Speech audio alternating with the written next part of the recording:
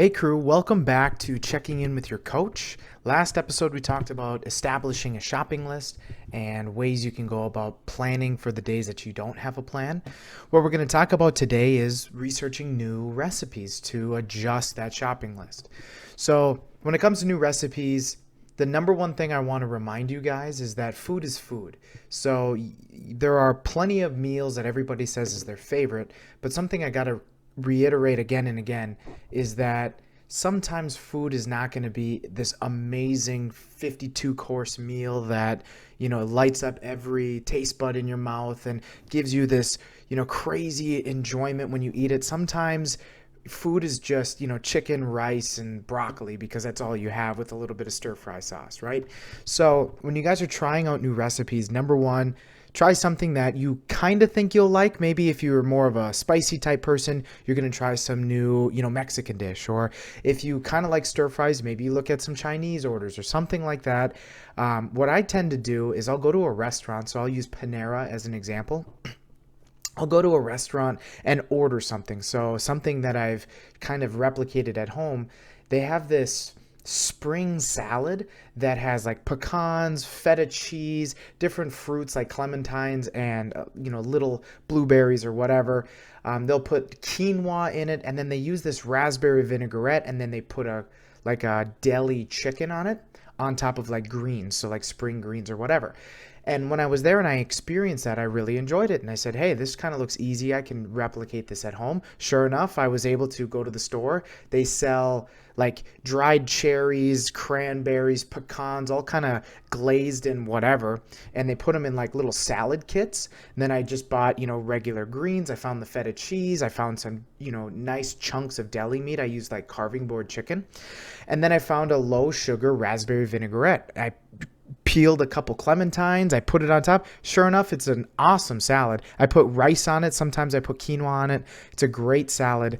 If you guys partook in the seminar that I had, one of the example food days was this salad that I just described to you. But again, I do that quite often. Maybe I'll go to a Panda Express and they have this Beijing beef where they put chunks of steak with broccoli, and it's finding the right sauce. Now, rather than having the Panda Express 57 grams of sugar per teaspoon, what I've done is I look out and I go and search different sauces that I can use. Now, yes, I have bought some sauces that are disgusting and are terrible, but you know what? They're $3, $2, $4, whatever.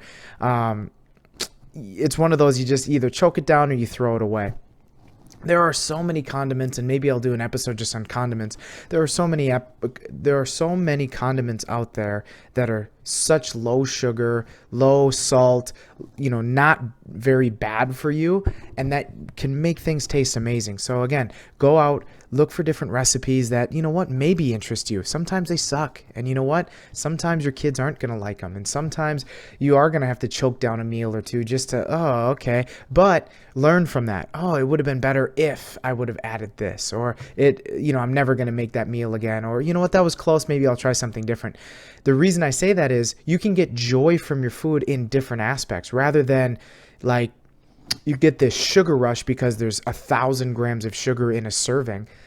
You get a joy from trying something new. And sometimes you might find something that you really enjoy. In fact, and my wife's in the other room, I made her this lettuce wrapped Chinese meal when we first were dating. So this is like 5 years ago. And we had it so much, like 3-4 times in the span of a month. And there's like plum sauce with it. There's onions and peppers and all these things.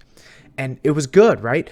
But the fourth time we had it that month, she was sick of it. Well, this past Christmas, I brought it back out for my family. I cooked them this big meal, and turns out she wants it back again. So again, sometimes you can go through waxing and waning of different recipes that you have, or, oh, wow, there was this one recipe that I use for at-home pizza, and I use these low-carb pita pockets, and I put, low sugar barbecue sauce, some chicken, some onions, threw a little cheese on it.